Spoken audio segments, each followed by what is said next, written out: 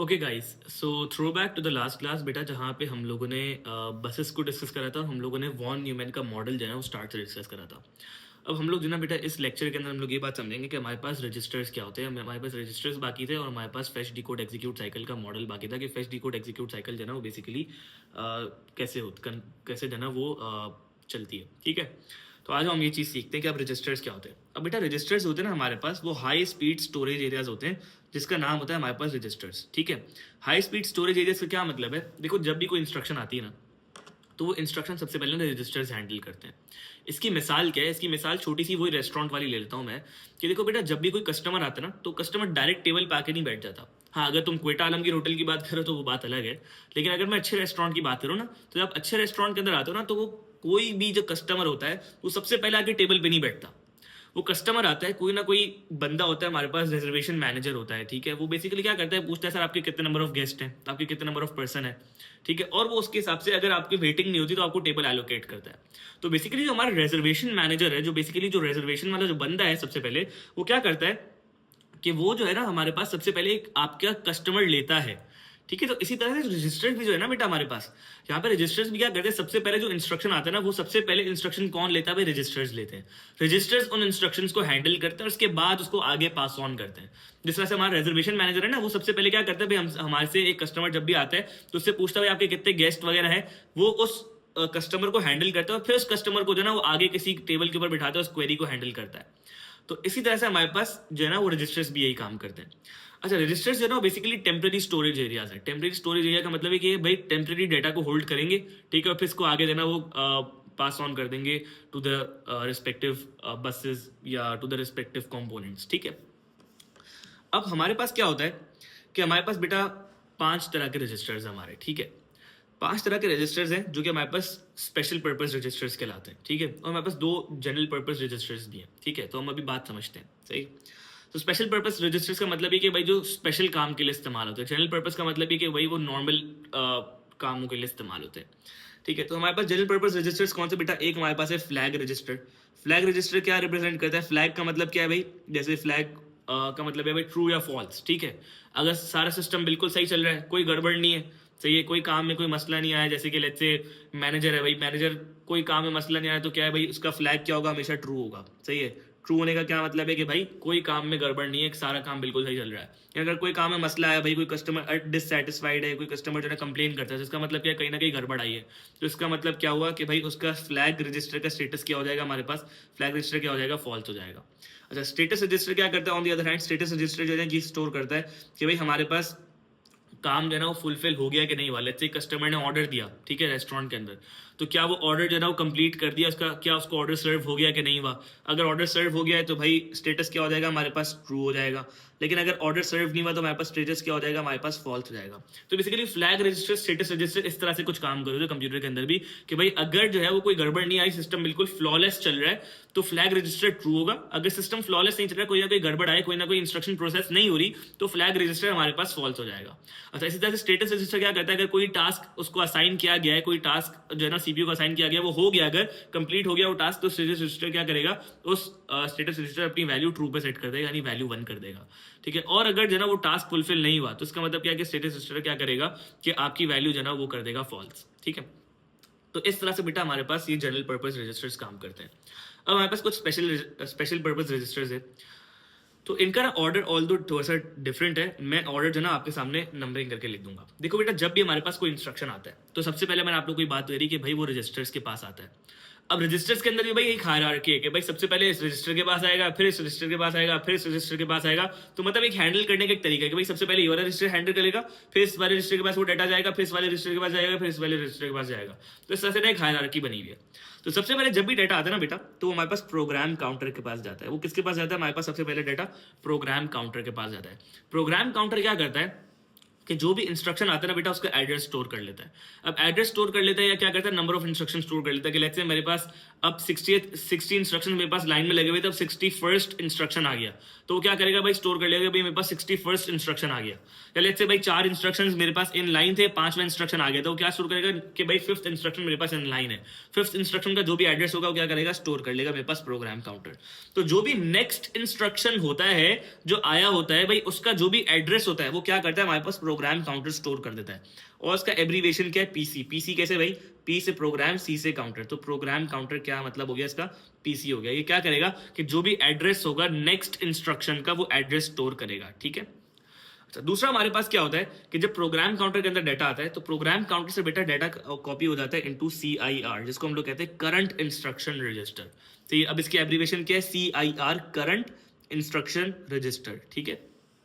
अब current instruction register क्या करता है कि जो इंस्ट्रक्शन पहले प्रोग्राम काउंटर के अंदर था वो प्रोग्राम काउंटर से अब कॉपी हो जाएगा बेटा करंट इंस्ट्रक्शन रजिस्टर के अंदर, कि भाई अब करंट इंस्ट्रक्शन रजिस्टर क्या शो करता है कि भाई ये वाला इंस्ट्रक्शन अब करंट हो गया है, अब इस वाले इंस्ट्रक्शन के ऊपर हम लोग काम कर रहे हैं और इस वाले इंस्ट्रक्शन को अब हम लोग हैंडल कर रहे हैं।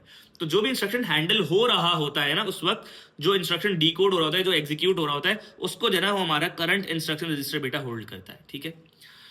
थर्ड हमारे पास क्या है, हमारे पास थर्ड जो हमारे पास रजिस्टर होता है ना बेटा, वो हमारे पास आता है मेमोरी एड्रेस रजिस्टर, ठीक है। करंट इंस्ट्रक्शन रजिस्टर से हमारे पास कहाँ जाता है डाटा, मेमोरी एड्रेस रजिस्टर के अंदर जाता है, कि जो भी हमारे पास करंट इंस्ट्रक्शन होगा ना तो उसके अंदर से डाटा कहाँ चले जाएगा बेटा, मेमोरी एड्रेस रजिस्टर के अंदर चले जाएगा। अब इसका क्या मतलब है, जरा हम लोग ना एक मिसाल समझते हैं, ठीक है। यहाँ पे लेट्स से कि कंप्यूटर को मैंने सबसे पहले 3 इंस्ट्रक्शन दिए। मैं कंप्यूटर को बोला भाई ओपन वर्ड, ठीक है। लेट्स से मैंने एक इंस्ट्रक्शन ये दिया कंप्यूटर को, दूसरा इंस्ट्रक्शन मैंने दिया भाई ओपन एक्सेल, ठीक है, और तीसरा इंस्ट्रक्शन लेट्स से मैंने कंप्यूटर को दिया कि भाई ओपन पावर पॉइंट, ठीक है। सो लेट्स से मैंने कंप्यूटर को ये 3 इंस्ट्रक्शंस दे दिए। सिर्फ समझाने के लिए एक बात कर रहा हूँ, ठीक है। ये बात तुम लोग को सिर्फ समझाने के लिए एक एग्जाम्पल दे रहा हूँ, तो ये बात समझना, ठीक है। सो लेट्स से कि वर्ड जो है ना, वर्ड जहाँ पे स्टोर हुआ होता है ना मेरे कंप्यूटर के अंदर, तो कहीं ना कहीं स्टोर हुआ होगा डाटा सी के अंदर, डाटा डी के अंदर। तो वो डाटा सी और डी तो हमें दिखता है ना, तो उसके पीछे ना कोई बाइनरी वैल्यू होती है कि भाई डाटा इस लोकेशन के ऊपर स्टोर्ड हुआ है। तो लेट्स से वर्ड मेरे पास 10100011 इस लोकेशन के ऊपर मेरा डाटा स्टोर हुआ है वर्ड, मतलब मेरी जो वर्ड की फाइल है वो इस मेमोरी लोकेशन के ऊपर स्टोर्ड हुई है, ये मेरी मेमोरी लोकेशन है।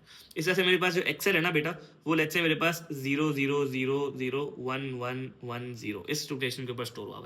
और लेट्स से मेरा पावर पॉइंट है, उसकी मेमोरी लोकेशन है 11111100। तो मेरे पास ये 3 मेमोरी लोकेशन है जिसके ऊपर मेरा अलग अलग डाटा स्टोर हुआ है। तो सबसे पहले लेट्स से मैंने कंप्यूटर को इंस्ट्रक्शन दिया कि भाई तुम ओपन वर्ड, मतलब मेरे कंप्यूटर को ये इंस्ट्रक्शन दिया था ओपन वर्ड। तो इसका जो भी एड्रेस होगा ना बेटा, सबसे पहले वो किसके अंदर स्टोर हुआ होगा, इस पीसी के अंदर ये एड्रेस स्टोर हुआ होगा। फिर ये एड्रेस बेटा कहाँ जाएगा, ये वाला जो इंस्ट्रक्शन है ना ओपन वर्ड, ये वाला इंस्ट्रक्शन बेटा हमारे पास कहाँ चले जाएगा, इसके बाद हमारे पास ये इंस्ट्रक्शन चले जाएगा बेटा CIR के अंदर, करंट इंस्ट्रक्शन रजिस्टर के अंदर मेरे पास ये वाला एड्रेस चले जाएगा, डाटा चले जाएगा, इंस्ट्रक्शन चले जाएगा। फिर क्या होगा कि ये जो इंस्ट्रक्शन था, इस इंस्ट्रक्शन का एड्रेस क्या था, 10100011, जो भी इंस्ट्रक्शन का एड्रेस था वो एड्रेस बेटा कहाँ कॉपी हो जाएगा, हमारे पास मेमोरी एड्रेस रजिस्टर के अंदर, यानी MAR के अंदर ये वाला इंस्ट्रक्शन का एड्रेस कॉपी हो जाएगा कि भाई मुझे वर्ड खोलना है, उस वर्ड की फाइल जो मुझे खोलनी है, वो वर्ड की फाइल कहाँ स्टोर हुई है बेटा, इस एड्रेस के ऊपर स्टोर हुई है। तो क्या हो जाएगा कि जो भी एड्रेस होगा ना इस इंस्ट्रक्शन का, वो एड्रेस MAR के अंदर कॉपी हो जाएगा। अब जो एड्रेस MAR के अंदर कॉपी हुआ, वो एड्रेस जो है ना, उस एड्रेस के ऊपर हमारा कंप्यूटर जाएगा और उस एड्रेस के ऊपर से क्या करेगा, डाटा फेच करेगा। मतलब कंप्यूटर क्या करेगा भाई, इस एड्रेस के ऊपर जाएगा, ये जो ओपन वर्ड, जो मेरी वर्ड की फाइल जिस एड्रेस के ऊपर स्टोर हुई थी ना, उस एड्रेस के ऊपर जाएगा, उस एड्रेस के ऊपर से जो डाटा होगा, जो फाइल होगी, जो फाइल का जो एक्चुअल डाटा है, वो डाटा उठाएगा और उस डाटा को बेटा MDR के अंदर प्लेस कर देगा। तो जो भी डाटा होगा ना, जो भी डाटा इस लोकेशन से इसको मिलेगा, वो डाटा सारा का सारा कहाँ कॉपी हो जाएगा बेटा, मेरे पास MDR के अंदर कॉपी हो जाएगा। बात समझ आ रही है। और जो मेरे पास प्रोग्राम काउंटर होगा ना, प्रोग्राम काउंटर क्या करता है कि नेक्स्ट इंस्ट्रक्शन का एड्रेस स्टोर करता है। तो मेरी करंट इंस्ट्रक्शन तो बेटा ये चल रही थी ना, तो मेरा नेक्स्ट इंस्ट्रक्शन कौन सा है, ओपन एक्सेल वाला। सेकंड इंस्ट्रक्शन कौन सा था, मेरे पास ओपन एक्सेल था, और एक्सेल वाली फाइल का एड्रेस क्या था, 00001110। तो इस वाले इंस्ट्रक्शन का एड्रेस जो है ना, वो कहाँ आ जाएगा, मेरे पास प्रोग्राम काउंटर के अंदर आ जाएगा।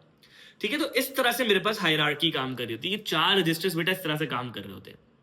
वापसी समझ लो मेरी बात कि सबसे पहले मैंने आपको बोला कि भाई मुझे वर्ड ओपन करना है। ठीक है, मैंने एक कंप्यूटर को इंस्ट्रक्शन दिया कि वर्ड ओपन करना है। वर्ड की फाइल ओपन करने के लिए दे दी, एक एक्सेल की फाइल ओपन करने के लिए दी, और एक पावर पॉइंट की फाइल ओपन करने के लिए दे दी। तो बजाय आप लोग तो आजकल देखते हो टेक्नोलॉजी बहुत आगे बढ़ गई है कि सारी फाइल एक साथ खुल जाती है। क्यों? क्योंकि भाई इसके अंदर बहुत सारी कोड्स होते हैं, बहुत सारी मेमोरी, मतलब एक साथ जरा वो बहुत सारी फेच डिकोड एग्जीक्यूट साइकिल चल रही होती है। तो अभी हम आगे अभी हम पढ़ेंगे कि भाई कोड प्रोसेसर क्या होता है, ऑक्टा कोड क्या होता है, ये सारी चीज़ें हम पढ़ेंगे इंशाल्लाह आगे। लेकिन अभी के लिए बात समझो कि भाई लेट्स से मैं इसको 3 इंस्ट्रक्शंस दिए और ये 3 इंस्ट्रक्शंस दे रहा हूँ, सीक्वेंस के अंदर कैरी आउट होंगे। सबसे पहले ये वाला होगा, फिर ये होगा, फिर ये होगा। ठीक है। तो जो ओपन वर्ड वाला इंस्ट्रक्शन है, तो इसका जो सबसे पहला जो आपने एड्रेस है ना बेटा, इस इंस्ट्रक्शन का एड्रेस सबसे पहले पीसी के अंदर स्टोर होगा। फिर ये एड्रेस जो ना जो पीसी के अंदर आपने स्टोर करा है, और ये जो इंस्ट्रक्शन है, ये इंस्ट्रक्शन बेटा किसके अंदर कॉपी हो जाएगा, ये हमारे पास CIR के अंदर चले जाएगा। जब ये CIR के अंदर ये इंस्ट्रक्शन चले जाएगा, तो इस इंस्ट्रक्शन का जो भी एड्रेस था, ये वाला एड्रेस बेटा अब कहाँ कॉपी हो जाएगा, हमारे पास MAR के अंदर कॉपी हो जाएगा, यानी मेमोरी एड्रेस रजिस्टर के अंदर। जो इसका एड्रेस है कि भाई वर्ड की फाइल कहाँ स्टोर हुई है, इसका एड्रेस कहाँ कॉपी हो जाएगा बेटा, MAR के अंदर कॉपी हो जाएगा। फिर उस एड्रेस के ऊपर हमारा कंप्यूटर जाएगा, और इस एड्रेस के ऊपर जो भी डाटा होगा, जो भी फाइल होगी एक्चुअल मेरी, वो कॉपी कहाँ कर देगा बेटा, हमारे पास MDR के अंदर उस डाटा को सेव कर देगा। और फिर क्या करेंगे हम लोग, उस MDR के ऊपर जो डाटा सेव हुआ है उसको फिर प्रोसेसिंग करेगा हमारा CPU, तो उसके ऊपर सारी प्रोसेसिंग होगी, जो भी आपने इंस्ट्रक्शन दिया होगा उसको आपके सामने खुल के आ जाएगा, और इस तरह से बेटा हमारे पास जो ना वो काम करेगा हमारे रजिस्टर्स। अच्छा, एक और रजिस्टर है जो हम लोगों ने अभी तक नहीं पढ़ा, दैट इज एक्यूमुलेटर। एक्यूमुलेटर मैंने आप लोगों को बताया था ACC, अभी हम लोगों ने लास्ट लेक्चर के अंदर हम लोगों ने ये चीज डिस्कस करी थी कि हमारे पास एक अरिथमेटिक एंड लॉजिक यूनिट है जिसके अंदर हमारे पास एक्यूमुलेटर होता है। तो एक्यूमुलेटर हम लोगों ने ये बात करी कि भाई जो भी रिजल्ट होता है ना, जो भी रिजल्ट होता है वो रिजल्ट कैलकुलेट तो कर लेता है अरिथमेटिक एंड लॉजिक यूनिट, लेकिन इसको आउटपुट करना होता है तो वो किसको पास करता है बेटा, एक्यूमुलेटर को पास करता है। तो ये जो इंटरमीडिएट रिजल्ट्स होते हैं, जो हमारे पास जो अरिथमेटिक एंड लॉजिक यूनिट के जो रिजल्ट्स होते हैं, वो कौन स्टोर करता है, भाई हमारे पास एक्यूमुलेटर स्टोर करता है। तो ये हमारे पास रिजल्ट्स होते हैं, ये बेसिकली एक्यूमुलेटर होल्ड करता है। तो ये हमारे पास बेटा 5 तरह के रजिस्टर्स थे, और मैंने आप लोग को इसकी हायरार्की बताई कि सबसे पहले प्रोग्राम काउंटर के पास आता है, फिर हमारे पास करंट इंस्ट्रक्शन रजिस्टर के पास आता है, फिर हमारे पास मेमोरी एड्रेस रजिस्टर के पास आता है डाटा, और उसके बाद हमारे पास मेमोरी डाटा रजिस्टर के पास आता है, उसके बाद वो डिकोड होता है और एग्जीक्यूट होता है। ठीक है, तो ये हमारे पास बेटा रजिस्टर्स थे। अब आता है हमारे पास स्टोर्ड प्रोग्राम कॉन्सेप्ट। मैंने आप लोगों को ये बात बोली थी कि भाई हमारा कंप्यूटर जो है ना वो एक कॉन्सेप्ट के ऊपर काम करता है। हमारे एक वॉन न्यूमैन मॉडल था, और वॉन न्यूमैन मॉडल जिस कॉन्सेप्ट के ऊपर काम करता है बेटा, उसको हम लोग कहते हैं स्टोर्ड प्रोग्राम कॉन्सेप्ट। तो जरा देखते हैं स्टोर्ड प्रोग्राम कॉन्सेप्ट क्या कहता है। देखो बेटा, स्टोर्ड प्रोग्राम कॉन्सेप्ट ये कहता है कि जितने भी डाटा और इंस्ट्रक्शंस है ना वो सारे सेम मेमोरी के अंदर होंगे, और हर इंस्ट्रक्शन एक के बाद एक फेच होगा और डिकोड होगा और एग्जीक्यूट होगा। इसका मतलब क्या है, जैसे मैंने आप लोग बोला कि भाई वर्ड ओपन करने का इंस्ट्रक्शन दिया, एक्सेल ओपन करने का इंस्ट्रक्शन दिया, और पावर पॉइंट ओपन करने का इंस्ट्रक्शन दिया, तो सबसे पहले वर्ड होगा, फिर एक्सेल होगा, फिर पावर पॉइंट होगा। इसका मतलब क्या है कि भाई सारे इंस्ट्रक्शंस फेच होंगे, सिर्फ एक टाइम पे एक इंस्ट्रक्शन फेच होगा, और एक टाइम पे एक ही डिकोड होगा और एग्जीक्यूट होगा। ठीक है, सारे एक साथ नहीं होंगे। ठीक है, और जितने भी डाटा और इंस्ट्रक्शन है ना वो सारे सेम मेमोरी के अंदर स्टोर्ड होंगे। ठीक है, और जितने भी हमारे पास प्रोग्राम्स है, यानी जितने भी हमारे पास एप्लीकेशंस है, प्रोग्राम्स है, हमारे पास सिस्टम की फाइल है, वो सारी की सारी कहाँ स्टोर होंगी बेटा, सेकेंडरी स्टोरेज डिवाइस के अंदर। अब सेकेंडरी स्टोरेज डिवाइस क्या होती है, इंशाल्लाह भी हम लोग आगे पढ़ेंगे स्टोरेज डिवाइसेस, तो हम पढ़ेंगे कि प्राइमरी स्टोरेज डिवाइसेस क्या होती है, सेकेंडरी क्या होती है, तो वो तब तक की बात है। लेकिन अभी के बाद बस बात इतनी याद रखो कि जितने भी प्रोग्राम्स हैं वो सारे कहाँ स्टोर होते हैं बेटा, हमारे पास सेकेंडरी स्टोरेज के अंदर यूज होते हैं, स्टोर होते हैं, सॉरी। अब जितनी भी डाटा और इंस्ट्रक्शन जो आपको प्रोसेस करने, वो सारे के सारे आपको कहाँ मूव करने पड़ेंगे, जाहिर सी बात है आपको रैम के अंदर मूव करने पड़ेंगे। और जितने भी डाटा इंस्ट्रक्शन है जो कि सारे आपने रैम के अंदर मूव करे, तो जाहिर सी बात है वो सारे के सारे सेम मेमोरी के अंदर स्टोर होंगे। ऐसा नहीं हो सकता कि डाटा अलग जगह पे स्टोर हो और इंस्ट्रक्शन हमारे पास अलग जगह पे स्टोर हो। दोनों हमारे पास सेम मेमोरी के अंदर स्टोर होंगे, एक ही जगह पे स्टोर होंगे, और अगर आपको उसको एग्जीक्यूट करना है, प्रोसेस करना है, तो उसको रैम के अंदर आना पड़ेगा। ठीक है, तो ये हमारे पास जो है ना वो स्टोर्ड प्रोग्राम कॉन्सेप्ट का बेसिकली काम था। अब हम लोग देखते बेटा फेच डिकोड एग्जीक्यूट साइकिल किस तरह से काम करती है। हम लोगों ने फेच डिकोड एग्जीक्यूट साइकिल के बहुत सारे कंपोनेंट्स पढ़ लिए। तो हमारे पास रजिस्टर्स होती है, हमारे पास बसेस होती है, हमारे पास जो है ना वो अरिथमेटिक एंड लॉजिक यूनिट होता है, हमारे पास कंट्रोल यूनिट होता है, हमारे पास CPU होता है। हमने ये सारी चीज़ें हम लोगों ने पढ़ ली, लेकिन ये बेसिकली सारी चीज़ें मिलके एक साथ काम किस तरह से करती है, हम लोग को अब ये बात समझनी है। तो आज जरा देख लेते हैं। सबसे पहले बेटा हमारे पास स्टेप होता है फेच। फेच होने का मतलब क्या है कि भाई हम लोग को कोई भी इंस्ट्रक्शन जब कंप्यूटर को हम लोग देते हैं, तो कंप्यूटर बेसिकली उसको करता है फेच। फेच करने का मतलब क्या है कि आपसे जो इंस्ट्रक्शन लेता है उसको हम लोग कहते हैं कंप्यूटर फेच कर रहा है इंस्ट्रक्शन। जो आपसे इंस्ट्रक्शन लेने वाला जो काम है ना, जो आप उसको जो कमांड देते हो कि भाई तुम ओपन कर दो एक्सेल, तो ये ओपन एक्सेल जो कमांड है कंप्यूटर के लिए, इसको हम लोग कहते हैं कि किसने डाटा क्या करा है, इंस्ट्रक्शन क्या करिए, फेच करिए। फिर उस इंस्ट्रक्शन को फेच करने के बाद कंप्यूटर को उस इंस्ट्रक्शन को समझना पड़ता है। समझने के लिए वो क्या करता है, उस इंस्ट्रक्शन को डिकोड करता है। डिकोड करने के बाद जब वो समझ लेता है तो उसको क्या करना है, उस इंस्ट्रक्शन के ऊपर आउटपुट देना है, इसको उस इंस्ट्रक्शन को एग्जीक्यूट करना है। तो एग्जीक्यूट करने के लिए वो क्या इंस्ट्रक्शन करता है बेटा, इंस्ट्रक्शन को क्या करता है, वो एग्जीक्यूट करता है, यानी आउटपुट करता है, यानी कैरी आउट करता है उसको। ठीक है, तो बेसिकली हमारे पास ये फेच डिकोड एग्जीक्यूट साइकिल है। तो फेच के हम लोगों ने स्टेप्स अभी डिस्कस करे थे कि सबसे पहले हमारे पास कहाँ डाटा जाता है, सबसे पहले बेटा प्रोग्राम काउंटर के अंदर डाटा जाता है, और वो क्या करता है कि वो एड्रेस होल्ड करता है नेक्स्ट इंस्ट्रक्शन का, जो कि फेच होनी जरूरी है। ठीक है, लेट्स से कि भाई मेरे पास ओपन वर्ड वाली इंस्ट्रक्शन चल रही थी, तो ओपन एक्सेल मेरे पास सेकंड इंस्ट्रक्शन होगी ना, तो इसका जो एड्रेस होगा वो कहाँ स्टोर होगा बेटा, पीसी के अंदर स्टोर होगा। तो हमारे पास बेसिकली फेच में क्या होता है कि जो प्रोग्राम काउंटर है हमारे पास एड्रेस होल्ड करता है नेक्स्ट इंस्ट्रक्शन का। ठीक है, और फिर क्या होता है कि जो एड्रेस पीसी के अंदर था वो आप कॉपी कर देते हो एमएआर के अंदर। हम लोगों ने भी बात करी थी कि भाई जो भी एड्रेस होगा हमारे पास पीसी के अंदर तो कहाँ चले जाएगा भाई, एमएआर के अंदर वो एड्रेस चला जाएगा।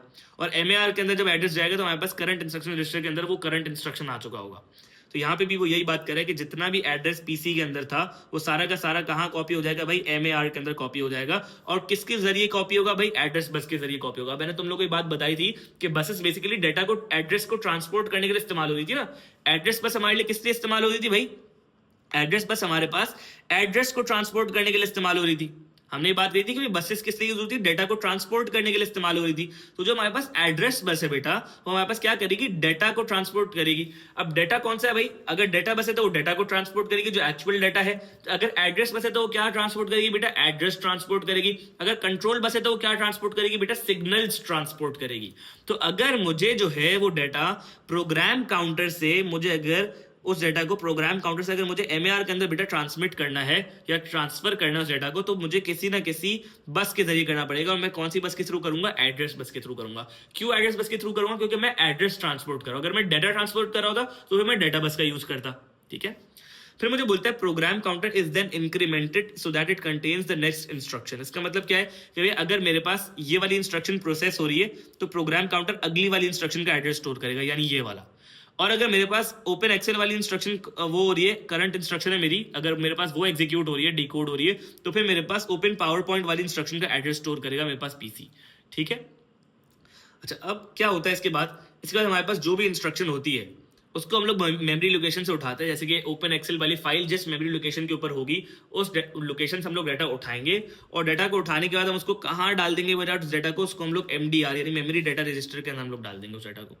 ठीक है, मेमोरी डाटा रजिस्टर के अंदर हम उस डाटा को डालने के बाद हम क्या करेंगे, जितना भी हमारे पास इंस्ट्रक्शन होगा उसको हम लोग एमडीआर के अंदर से कॉपी करेंगे। ठीक है, और उसको फिर हम लोग जो है सीआईआर के अंदर प्लेस कर देंगे। सीआईआर के अंदर सिर्फ इसलिए प्लेस करते हैं एक फॉर्मेलिटी के लिए, समझ लो कि भाई ये करंट इंस्ट्रक्शन है हमारा जो कि डीकोड और एग्जीक्यूट हो रहा है।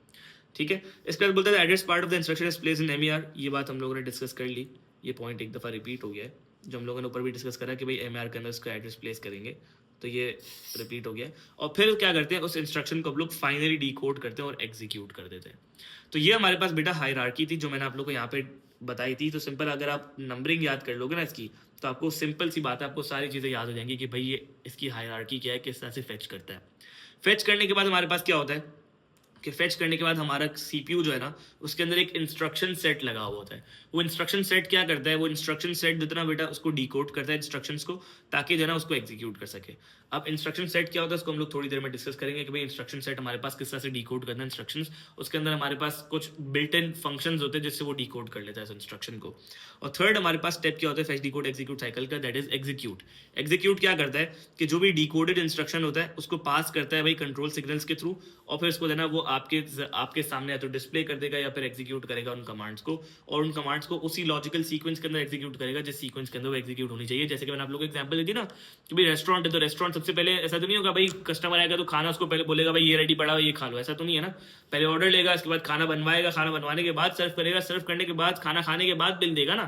तो उसी सीक्वेंस के अंदर देगा ना काम, उसी सीक्वेंस के अंदर काम होगा। ऐसा थोड़ी होगा पहले बिल आ जाएगा फिर खाना आएगा, तो ऐसा नहीं होगा। तो ये हमारे पास इस सीक्वेंस के अंदर बेटा हमारे पास एग्जीक्यूट वाला इंस्ट्रक्शन चलता है कि जो सीक्वेंस होता है, जो ऑर्डर होता है, उसी ऑर्डर के अंदर आपके सामने जो है ना वो डाटा फेंकेगा यानी डाटा डिस्प्ले करेगा। ठीक है, तो so this was all about fetch decode execute cycle जो हम लोगों ने देखा। इंशाल्लाह नेक्स्ट क्लास के अंदर बेटा हम लोग ये चीज़ डिस्कस करेंगे कि हमारे पास कौन से ऐसे फैक्टर्स हैं जो कि सीपीयू के परफॉर्मेंस को या तो इंप्रूव करते हैं या फिर डिटीरियोरेट करते हैं या फिर वर्सन करते हैं। ठीक है, थैंक यू।